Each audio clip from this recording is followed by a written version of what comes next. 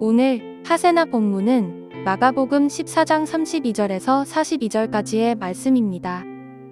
그들은 겟세마네라고 하는 곳에 이르렀다. 예수께서 제자들에게 말씀하시기를 내가 기도하는 동안에 너희는 여기에 앉아 있어라 하시고 베드로와 야고보와 요한을 데리고 가셨다. 예수께서는 매우 놀라며 괴로워하기 시작하셨다. 그래서 그들에게 말씀하셨다. 내 마음이 근심에 쌓여 죽을 지경이다. 너희는 여기에 머물러서 깨어 있어라.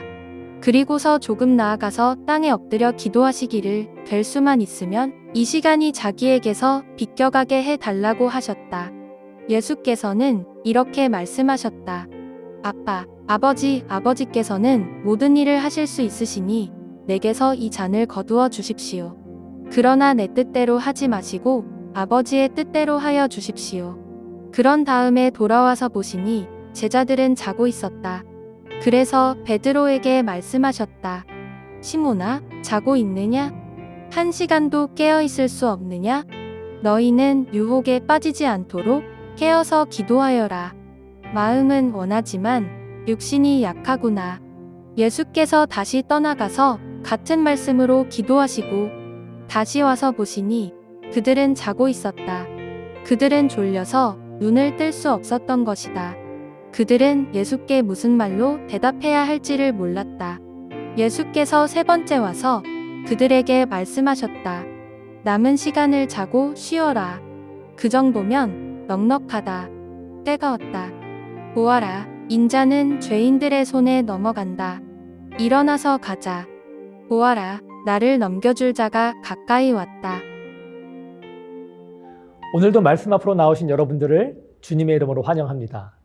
오늘 본문엔 목숨을 버릴지언정 예수님을 부인하지도 떠나지도 않겠다는 고백을 한 이 제자들을 데리고 예수님께서 겟세마네로 이동하셔서 기도하시는 장면이 나옵니다. 저는 오늘 이 겟세마네 기도의 몇 가지 특징을 살펴보면서 우리의 기도가 예수님이 아버지께 드린 기도와 닮아가는 시간이 되기를 소망합니다. 첫 번째로 예수님은 아빠, 아버지라고 하나님을 부르시며 기도를 여십니다.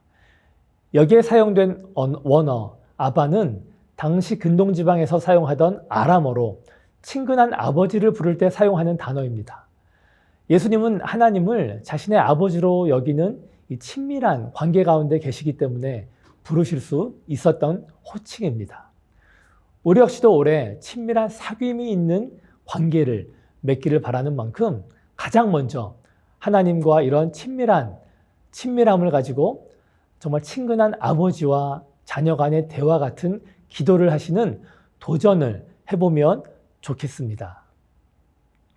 하지만 예수님께서 아무리 친근한 언어로 아버지를 부르셨지만 33절과 34절을 보면 예수님은 심히 놀라시며 또 슬퍼하셨고 마음이 심히 고민돼서 죽게 되었다고 기록되었을 정도로 예수님이 감당하셔야 할 고통의 무게는 너무도 크고 두려운 것이었습니다. 그렇게 예수님은 땀이 피가 되도록 간절히 기도하셨습니다. 그리고 이렇게 간구하십니다. 아빠, 아버지여, 아버지께서는 모든 것이 가능하오니 이 잔을 내게서 옮기시옵소서라고 말입니다. 예수님은 완전한 신성뿐 아니라 우리와 똑같은 인성을 가지신 분이셨기 때문에 두려움과 슬픔의 감정도 오롯이 느끼셨을 것이니 그 고통이 얼마나 크셨겠습니까? 그렇기에 예수님은 아버지 되시는 하나님께 가능하면 이 고난을 피하게 해달라고 간청하십니다.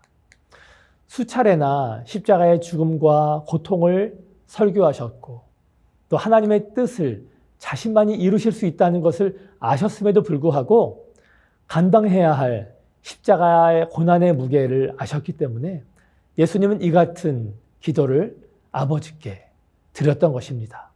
아주 솔직한 기도를 말입니다. 우리 역시도 내 마음에 어떤 것이라도 남겨두지 않고 예수님처럼 우리의 모든 생각과 마음을 가지고 주님 앞으로 나가시면 좋겠습니다.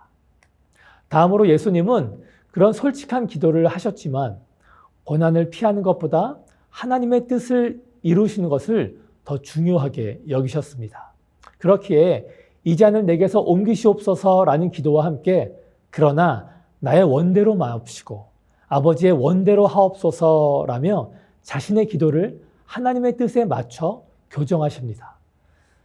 저는 이 기도를 보면서 여태까지 저는 얼마나 제가 원하는 기도로 기도를 끝냈던 적이 많았던가를 되돌아보게 되었습니다. 만약 예수님이 저 잔을 피하고 싶으셔서 저 기도를 바꾸지 않으시고 십자가 대속을 피하셨다면 우리는 어떻게 되었을까요? 생각만 해도 두렵고 끔찍한 일이 아닐 수 없습니다. 기도 가운데 반드시 하나님의 뜻을 구하신 예수님과 달리 우리들의 기도는 대부분 자신들의 바램을 들어달라는 기도만 일관되게 주장하기 일쑤입니다. 만일 우리가 예수님과 같이 우리의 솔직한 바램을 주께 아뢰는 것과 함께 언제나 나의 뜻이 아닌 하나님의 뜻이 내 삶에 이루어지는 것으로 우리의 기도가 나가지 않게 된다면 우리 각자의 삶에선 하나님이 내 삶에 세우신 뜻과 계획은 나타나지 않을 수 있습니다. 그렇기에 나의 뜻을 관철하기 위한 기도보다 하나님의 뜻을 듣고 찾고 구하는 기도의 자세와 내용으로 달라져가는 기도는 무엇보다 저와 여러분에게 큰 유익이 될 것입니다. 한편 예수님은 기도 중에 제자들에게 와보십니다. 합심하여 예수님을 위해서 기도할 줄 알았던 제자들이 기도는커녕 다 졸고 있는 모습을 보시고 안타까운 마음에 너희가 1시간도 깨어 있을 수 없더냐? 시험에 들지 않게 깨어 있도록 기도하라 말씀하십니다. 바로 조금 전에 예수님을 위해 죽음도 불사하고 무슨 일이 있어도 부인하거나 도망치지도 않겠다던 제자들은 그 맹세가 무색하게도 1시간도 채 버티지 못하고 잠에 빠졌던 것입니다. 그 제자들에게 예수님은 시험에 들지 않을 수 있게 기도하라고 명하십니다. 여기서 말씀하시는 시험은 무엇을 말하는 것일까요? 그것은 바로 자신들이 따르던 예수님이 잡히시고 죽게 될 위기의 상황을 맞이하게 될 제자 자신들을 위해서 기도로 대비하라고 명하신 것입니다. 왜냐하면 그 시험들은 자신들의 맹세와 다짐만으로는 이겨낼 수도 지킬 수도 없는 것들이기 때문에 그렇습니다. 조금 전에 호언장담한 제자들은 기도 없이 맞이하게 된 눈앞의 사건 앞에 자신들이 한 어떤 다짐과 약속을 지키지 못한 채 도망치고 또 예수님을 부인하기에 이르게 됩니다. 제자들과 같이 저와 여러분의 삶 역시도 여러 가지 시험과 공격과 유혹이 계속 있을 것입니다.